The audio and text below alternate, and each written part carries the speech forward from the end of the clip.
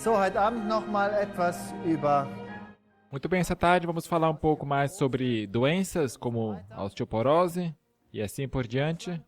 Na Alemanha, a osteoporose custa ao Estado anualmente 6 bilhões de marcos. Isso era naquela época ainda.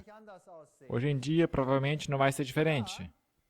Mesmo se as mulheres consomem 1.400 miligramas de cálcio por dia, elas perdem até 4% em massa óssea, tendo uma dieta rica em proteínas. Portanto, proteína em excesso leva à osteoporose. E não somente isso. Certas proteínas específicas levam à osteoporose. Aqui está mais uma publicação de um artigo científico. O consumo de proteína alimentar tem um efeito profundo sobre a quantidade de cálcio que é excretada na urina. 50 mil americanos morrem todos os anos de problemas que têm a ver com osteoporose.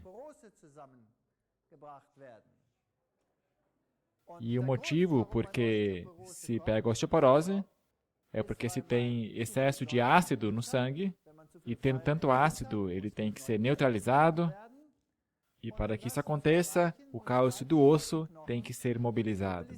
Portanto, excesso de ácido, muita perda de cálcio do osso, leva à osteoporose.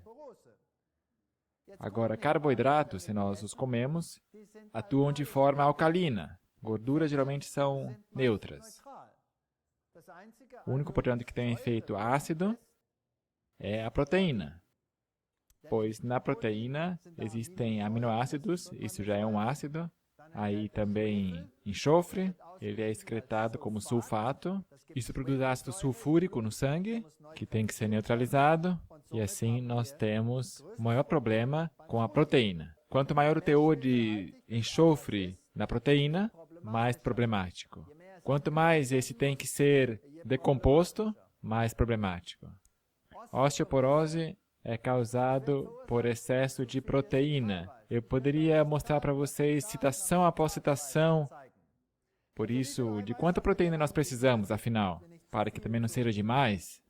Em média, para adultos, 0,75 gramas por quilograma do corpo por dia. Tanto para homem como para mulher. Claro que durante a gravidez isso muda. 6 gramas a mais para esta época. E quando se está amamentando, acrescenta 17,5 gramas, então é suficiente. Portanto, para a maioria das mulheres, não tem que tomar mais do que 50 gramas, e quando amamentam, no máximo 70 gramas de proteína por dia. Quantidade de proteína, não de cálcio. Proteína. Portanto, não é muita proteína de que se precisa. E proteínas e cálcio têm muito a ver um com o outro. Aqui temos um gráfico onde na abscissa, ou seja, na horizontal, está o consumo de proteína por capita desses países. Tem uma grande relação com a osteoporose. Portanto, quanto mais proteína se consome, tanto mais osteoporose. Naturalmente, quando se consome muita proteína, então, isso provavelmente não vai ser proteína vegetal. Só pela quantidade já se está no campo da proteína animal. Agora, não se fez a pergunta, será que se trata aqui de proteína animal ou se trata da proteína vegetal que causa esse problema? No começo só se dizia proteína, geral. Portanto, consumam menos proteína. Aqui está a relação entre o consumo de cálcio, agora, o índice de fratura do quadril. como um índice para osteoporose, e nós vemos de novo a mesma relação. Não é irônico que os países que têm maior consumo de cálcio, como a Noruega, por exemplo, que consomem muitos produtos provenientes do leite, e Suécia também, e a Dinamarca, os países nórdicos, que esses têm os maiores índices de osteoporose. Mas nos dizem que, para evitar a osteoporose, nós temos que aumentar o consumo de cálcio. Portanto, funciona muito bem, não é? Quanto mais cálcio eles consomem, mais osteoporose eles têm. Portanto, não faz sentido. Aqui embaixo, na África, onde geralmente há um consumo muito pequeno de cálcio, 350 miligramas de cálcio por dia, praticamente nada de osteoporose. Americanos, mais de 1.400 miligramas por dia, muita osteoporose. E os Estados Unidos sempre estão no topo da hit parade, sempre estão lá em cima. Mas com os noruegos, eles não podem competir, porque os noruegos comem de manhã até à noite queijo e leite. E, consequentemente, também, eles têm, como os lácteos vão prevenir a osteoporose, o maior índice de osteoporose do mundo. Faz sentido? Não, não faz sentido algum. Quando nós duplicamos o consumo de cálcio, também temos um aumento na perda de cálcio em 50%. Portanto, o excesso de cálcio induz a osteoporose. Que alimentos que geram acidez? Aqui temos, por exemplo, peixe. 7,9 miliequivalentes por 100 gramas. O efeito ácido, a acidez média. Portanto, é bastante ácido se nós comemos peixe. Pão nos dá 3,5. Agora, você tem que saber que nós precisamos de proteína. Nós precisamos de alimentos com índice ácido.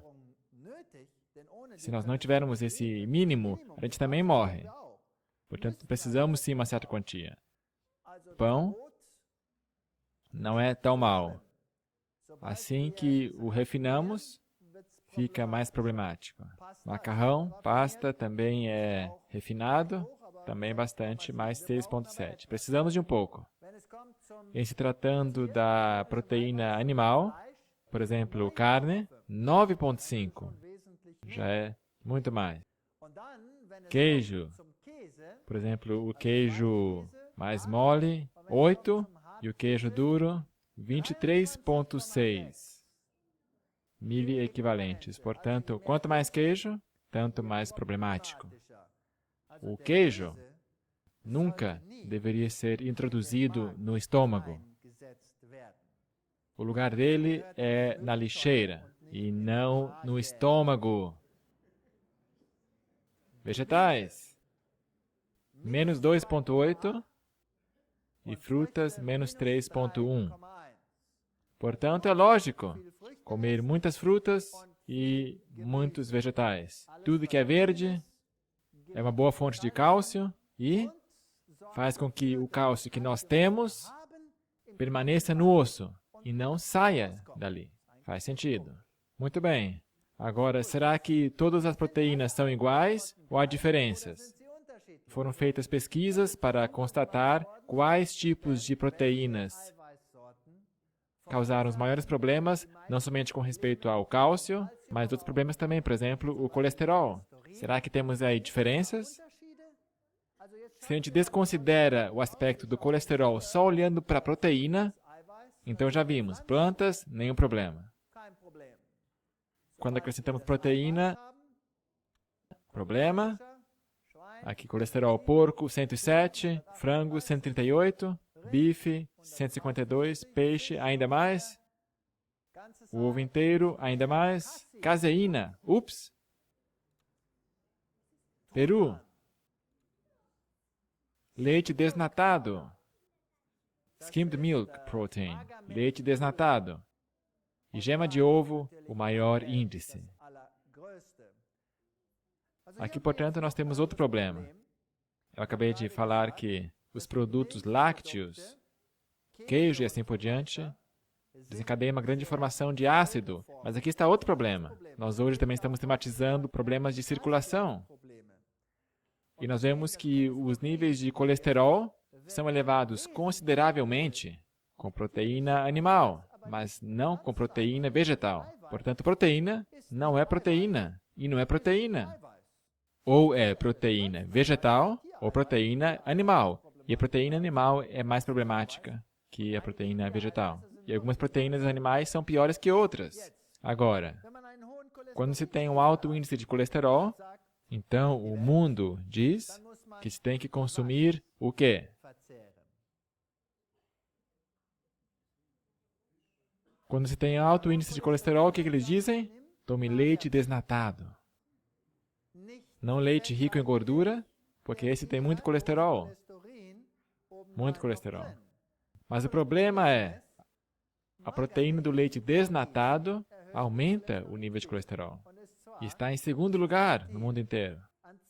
Portanto, essa é a última coisa que se deveria tomar para combater problemas de circulação e de osteoporose. São produtos lácteos. Suma com eles. Em contraste com eles estão as proteínas vegetais, que têm um efeito justamente o contrário. E vamos ver também logo mais que, de quebra, também ajudam para que se permaneça saudável. Portanto, se você tem a escolha entre leite de soja e leite da vaca, e você quer evitar osteoporose e problemas da circulação, então não há dúvida. Você precisa tomar leite soja.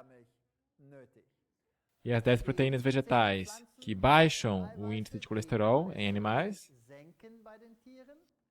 feijão fava, vagem ou ervilhas, girassol, soja, gergelim, proteína da semente do algodão, oats, aveia, amendoim, glúten de trigo, farinha de canola.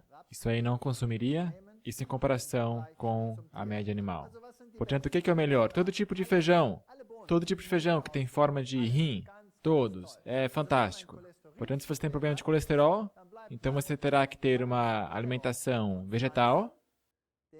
Portanto, se vê que com produtos vegetais nossas chances são boas, especialmente nas leguminosas. Aliás, também ficou patente nas pesquisas que uma colher de feijão por dia geralmente tem efeito muito melhor que até os melhores medicamentos para reduzir o nível de colesterol. O que dizer da relação entre o leite e o câncer de mama? O leite, afinal, é um produto tão bom? Aqui outra vez vemos que os países que consomem mais leite, Dinamarca, Suíça e assim por diante, esses têm os maiores índices de câncer de mama. Aqui também está uma correlação. Portanto, esse produto que vocês veem aqui é o alimento que mais produz ácido em qualquer alimentação e nunca deveria ser introduzido no estômago humano. Isto só do lado científico, mas eu também cito uma outra fonte muito boa, que também diz isso. Como é que o queijo, portanto, é produzido? Primeiro, ele é fermentado, então a ricota é transformada em queijo mole, e depois temos o queijo duro. E esse queijo duro, como eu disse, o maior índice de ácidos, e também tem a proteína caseína. Ratos que foram alimentados com soja e caseína, esta proteína que nós temos no leite. E nós vemos então logo que a soja tem efeito muito mais alcalino que a caseína. Portanto, aí está um efeito ácido se nós consumirmos a caseína. Todos os produtos lácteos são problemáticos. Aqui a perda de cálcio em um consumo de caseína e com o consumo de soja, uma grande diferença. A caseína proporciona quase o dobro da perda de cálcio que a soja. A mesma coisa também na produção de ureia, isso aí tem a ver com muito dinheiro. A excreção de cálcio, uma diferença muito significativa. Quem consome caseína libera quase o triplo de cálcio do que os que consomem soja. E aqui nas fezes, a mesma coisa quando se consome soja. Então as fezes são ricas em água e a sentada no trono é muito mais fácil, mas quando se consome produtos lácteos, então se tem que fazer muita força. Muito bem, qual é a relação entre o consumo de leite e a osteoporose? Está muito nítido. Os Estados Unidos, nessa dispersão, está bem lá em cima. Se nós acrescentássemos a Noruega aqui nesse gráfico, então eles estariam lá em cima, no forro. Então vem Estados Unidos, mas os noruegos são gente boa. Eu frequentemente vou lá fazer palestras, mas eles são cabeça duras, como as cabras, quando se fala do leite. Eles afirmam que então tem que consumir ainda mais leite. Então eu digo, então vocês querem passar pelo forro, vocês querem estar lá em cima no telhado. Eles já estão em primeiro lugar, não podem ser mais campeões ainda. Portanto, frutas e legumes e nozes e leguminosas fornecem boro, o que também ajuda a parar a perda de cálcio. Portanto, precisamos de alimentos vegetais na alimentação. Agora, existem outras substâncias que podem ajudar a acabar com a perda de massa óssea. Se trata dos fitoestrogênios. Fitoestrogênios ajudam os ossos, são estrogênios, tornam os osteoclastos, que são as células que decompõem o osso, menos ativos. E sobre isso já falamos da última vez, tivemos toda uma palestra sobre isso. Falamos sobre os fitoestrogênios, especialmente sobre esse daqui, a genisteína. É mais eficiente até do que a terapia de substituição de hormônios. Portanto, mulheres, vocês têm que integrar este produto em vossa dieta. Isso ajuda no caso de osteoporose e a redução de massa óssea é impedida quando se consome muita genisteína na alimentação. Houve muitas pesquisas sobre isso, um estudo dinamarquês, afinal se trata de um país que consome bastante lácteos, chegaram à conclusão de que quando o leite soja é consumido, como há muitos fitoestrogênios na soja, a redução de massa esquelética é impedida depois da menopausa. E mulheres que beberam 2 copos de leite diários tinham dessa forma 50 mg de isoflavonas na alimentação e por 2 anos nessa pesquisa não se apresentou perda de massa óssea em comparação com mulheres que não bebiam leite de soja. Essas sim perderam massa óssea. Faz muito sentido. Beba leite de soja. O leite de soja não impede somente a redução de massa óssea por conter proteína vegetal, mas também, além disso, contém fitoestrogênios, que também ajudam a impedir a redução de massa do osso. Faz muito sentido. Uma pesquisa australiana mostrou a mesma coisa, de que só 45 gramas de soja por dia, por 3 meses, fez a substituição de minerais no osso. Portanto, reverteu o efeito da osteoporose. Esses estrogênios, eles bloqueiam, porque eles são bastante seletivos, se acoplando aos receptores. E são muito seletivos aonde devem se acoplar aos receptores. E como já expliquei também na última palestra, há 2 tipos de receptores no corpo, o alfa e o beta. Receptores alfa e receptores beta. E acontece que justo no osso estão aqueles receptores que de preferência são acoplados pelos fitoestrogênios, também no cérebro e também nos vasos sanguíneos. Portanto, para a circulação, coração e perda de osso, se deveria tomar bastante fitoestrogênio. É muito importante que saibamos aonde estão. Proteína vegetal. A proteína vegetal contém menos enxofre, porque os aminoácidos contêm menos enxofre, por exemplo, a valina, a cisteína, do que as proteínas animais.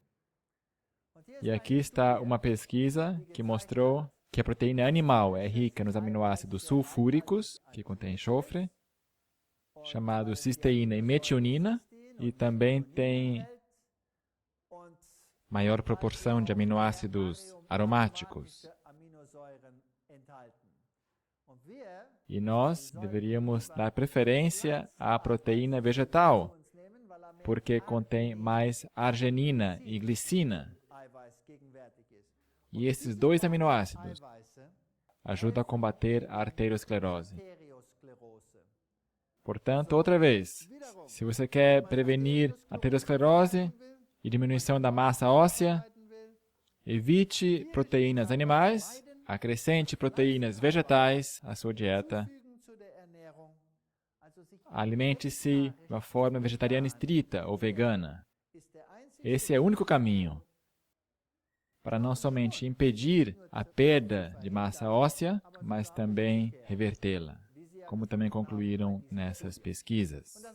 E realmente há muitas pesquisas que comprovam isso. Aqui está uma delas, no American Journal of Clinical Nutrition, um artigo de 2001, a proporção entre proteína animal em relação à proteína vegetal aumenta o desgaste ósseo e o risco de fraturas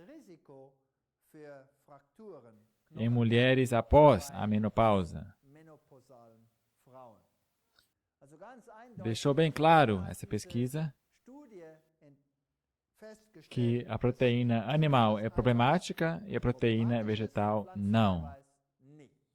E o que também foi interessante foi que mulheres que consumiam maior quantidade de proteína animal, portanto, muita carne, por exemplo,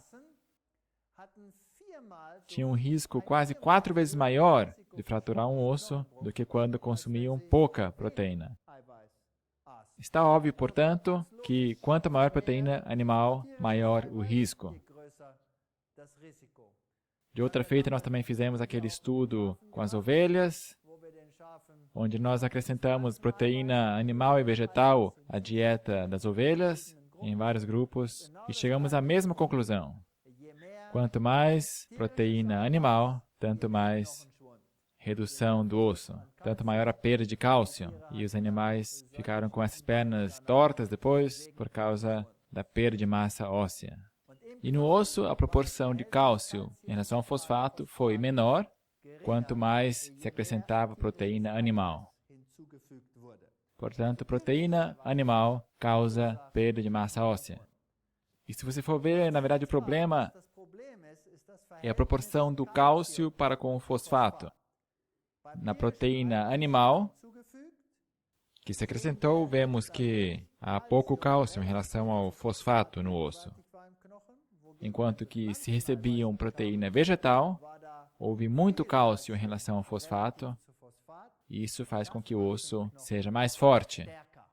Também, quando recebiam proteína animal, houve uma perda de cálcio muito menor. A redução do cálcio foi muito maior, 4 vezes maior do que na dieta vegetal. 2.000 miligramas de perda com a dieta animal, de perda urinária e nas fezes, quase 4 vezes o tanto. Isso foi uma descoberta significativa. E o próprio osso, na análise histológica, também ficou muito claro nesta imagem que quanto mais proteína animal, pior a estrutura do osso. E tanto mais poros havia nele. Mas quando acrescentamos grandes quantidades de proteína vegetal, não havia nenhum problema. Proteína vegetal também se pode comer acima dos níveis sem problema. A dieta tradicional africana é feijão e milho, e esses dois produtos juntos fornecem uma proteína muito preciosa e absorvível, e normalmente um nível não tão elevado de cálcio. Mas quando se consome verduras junto com isso, então esse problema é solucionado.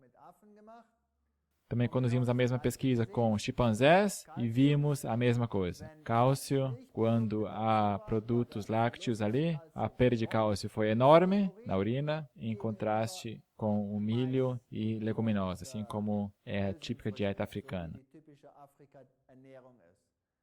E quando o osso foi analisado histologicamente, ou também após a maceração, que é o termo técnico, assim é a aparência dele quando tem um grande consumo de proteína, perda de massa óssea. Caso se queira evitar a perda de massa óssea, então também se tem que fazer exercício. E a saber, cada pouquinho de exercício ajuda. Só 10 minutos de uma caminhada acelerada por dia tem um grande efeito contra a perda de massa óssea. Temos que, portanto, fazer exercício, alimentar-nos saudavelmente, não consumir proteína animal e consumir leguminosas e assim por diante. Portanto, aonde que eu consigo o meu cálcio? Porque sempre se afirma, mas o leite tem tanto cálcio. Mas o que esse cálcio do leite ajuda? Se nós somente absorvemos 25% e o resto nós eliminamos, e aquilo que absorvemos nós perdemos, porque temos que neutralizar com o cálcio do osso. O corpo não pode neutralizar o ácido com aquilo que nós comemos. Os hormônios sempre funcionam pelo caminho dos ossos. Se nós, portanto, consumimos alimentos acidificantes, sempre é mobilizado o cálcio do osso. Quer o cálcio esteja na alimentação ou não. É assim que funciona. Portanto, é verdade que o leite e produtos lácteos contêm muito cálcio, como, por exemplo, o iogurte. Tem muito cálcio. Mas vegetais, qualquer coisa que é verde escuro, também tem muito cálcio. Agora, se 400 é comparado com 400, e nos vegetais não se perde quase nada, e que no iogurte se perde, digamos, 3/4, então se entende por que o verde tem melhor efeito do que os produtos lácteos. Couve também é melhor do que os derivados do leite, porque nesses últimos somente se absorve uma fração e o resto é eliminado. Portanto, tudo que é verde escuro, e mesmo o feijão, tem 100 miligramas. Por isso, o verde escuro é sempre o melhor nesse aspecto. Verduras como a couve, esse couve, o repolho, o brócoli, couve china, são tão bons quanto o leite em termos de seu poder de absorção do cálcio. Isso eles já sabiam nos anos 90, mas o que eles não te contam aqui é que esse cálcio no leite é excretado e no brócolis e na couve china, não. Esse se mantém. Portanto, damas, isso é o que vocês precisam na vossa alimentação, se vocês querem ter um bom nível de cálcio. E o feijão soja, apesar de conter menos cálcio, tem o que lá dentro? Fitoestrogênios, que fazem com que o cálcio penetre no osso e não se perca. Portanto, nós precisamos dos dois. Não se pode somente olhar para a planta e dizer, essa aqui tem muito cálcio, portanto eu vou comer ela. Não. Uma talvez tenha fitoestrogênios, que complementa todo o metabolismo do cálcio. Portanto, leguminosas, cereais, verduras, e então não se deveria ter nenhum problema de cálcio. Agora, quando damos uma olhada nos problemas cardiovasculares, então se constatou que se alguém não fuma e dorme de 7 a 8 horas por noite, se alguém comer de jejum regularmente, não comer nada entre as refeições, se mantém um peso ideal e faz exercícios regularmente e não consome álcool, então se vive mais. E gordura, naturalmente, é o principal fator para problemas cardiovasculares. E o grande matador é infarte. E as mulheres têm um risco menor de infarte, pelo menos assim se crê, do que os homens. Mas as mulheres, quando sofrem um infarte, têm um risco muito maior, a saber, 73% maior, de morrer nesse infarte. Por isso, para uma mulher ter um infarte não é brincadeira, E a razão disso é que as artérias fibrilam, e nesse caso só uma coisa ajuda, e é consumir muitos fitoestrogênios na sua alimentação. Portanto, olhando aqui para essa estatística, a maioria dos americanos tem pressão alta, 50 milhões deles. É quase um quinto da população. Isto é terrível. Também tem um alto índice de colesterol, mesmo jovens. E o motivo disso é que a sua alimentação simplesmente é essa. Então, isso que está aqui talvez tenha uma aparência boa, mas não faz bem para o estômago ou para todo o corpo. É interessante que animais que na Bíblia são classificados como impuros são os que mais aumentam o nível de colesterol. Gordura e carne vermelha, e ovos, e assim por diante, tem muito colesterol, e o leite nós já discutimos, e aqui está uma organização americana que se chama The Physicians Committee for Responsible Medicine, em Washington, D.C., e eles dizem, nada de produtos lácteos, pois esta é a fonte de problemas com o colesterol. E o leite aumenta o nível de colesterol dramaticamente. Também vimos que os derivados do leite, nesta pesquisa aqui, aumentaram o nível de colesterol significativamente em comparação com a soja. Também o leite integral e a proporção HDL para LDL fica saudável quando se usa soja. O ideal é ter uma proporção maior de HDL em relação ao LDL, e no caso dos lácteos nós temos justo o oposto. A proteína caseína aumenta o colesterol, mesmo que não haja colesterol na alimentação. Portanto, produtos animais, especialmente os lácteos, elimine-os da alimentação, então você tem uma boa proporção HDL para LDL, assim como é o caso da soja, e a caseína não pode ocasionar isso. As plantas produzem um aumento relativamente pequeno de colesterol e produtos animais muito maior. Nessa pesquisa dos macacos, um grupo consumiu produtos lácteos e outro grupo não, e depois de 6 meses, assim estavam as artérias. Um primata que não consumiu produtos do leite, lá em cima, artérias limpas, desobstruídas. Os capilares, todos abertos, apresentaram a imagem abaixo.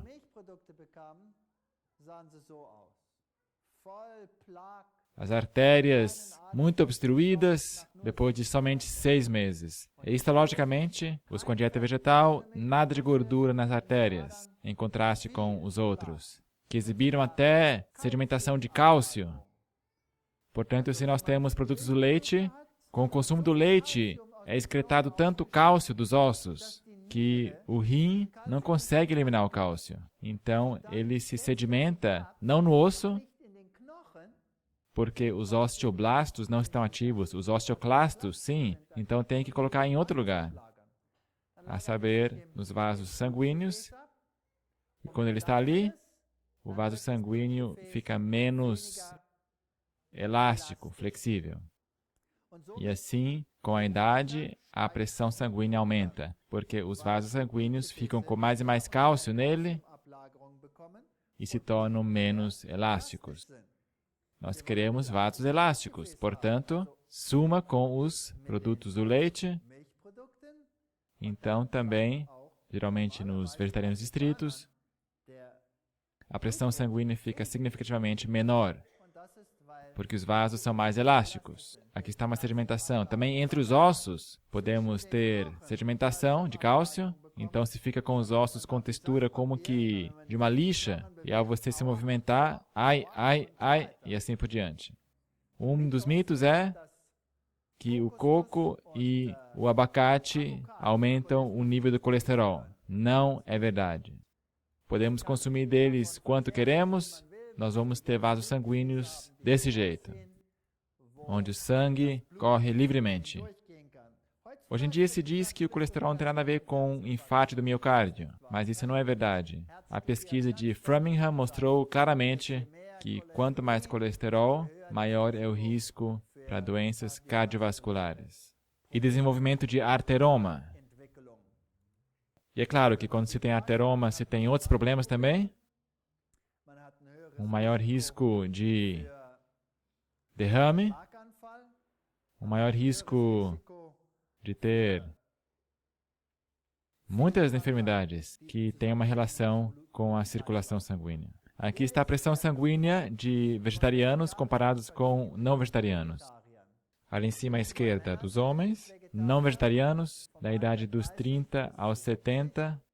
Depois da idade de 40, a pressão sanguínea começa a crescer entre os não vegetarianos e fica cada vez maior, tanto maior a idade, porque os vasos ficam menos elásticos. Enquanto que nos vegetarianos, depois da idade de 60, a pressão se reduz. O maior risco na idade é de derrame ou de um ataque cardíaco e o risco é muito menor entre os vegetarianos. Se nós acrescentássemos aqui os vegetarianos estritos, então seria menor ainda. O nível estaria mais ou menos aqui. E os vegetarianos estritos têm a menor pressão sanguínea média. No caso das mulheres é um pouco diferente, mas ainda uma diferença marcante. Portanto, outra vez, circulação sanguínea, vegetariano estrito. Aqui está a pesquisa onde constataram que quando eliminavam a gordura da alimentação e apostavam nas gorduras poliinsaturadas em detrimento das saturadas, então o risco ou mesmo a frequência de infartos do miocárdio entre os americanos se reduziu bastante e entre os ingleses também. Portanto, aqui nos anos 70, eles fizeram a proposta: mudai para gorduras poliinsaturadas.